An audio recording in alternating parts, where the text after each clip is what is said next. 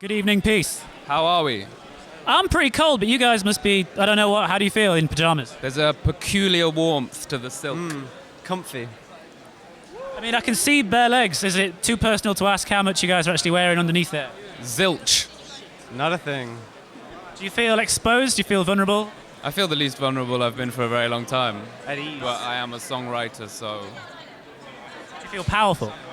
potentially, yeah. You know what I mean?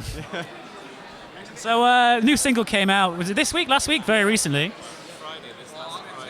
How have you found the world's reaction to it? Really inspiring. We did a show last night, and the people were singing the song from the day before it, had been released, and that was reassuring, very enjoyable. Yeah. And how representative would you say it is of the next album? I reckon it represents a good half of it.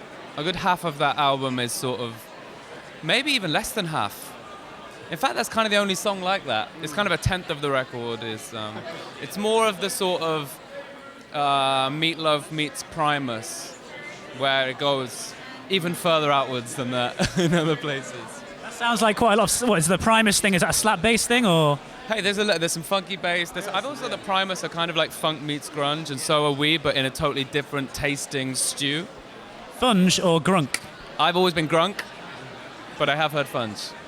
I'm partial to a little funge myself every now and then. Partial to the funge. Have funge. That's a good album name. You should keep that. We should, yeah, we definitely should. So plans for the year? You guys gonna be on the road much? Festivals? We're announcing a tour and an album tomorrow in the morning. So there shall be at least one album and at least one tour.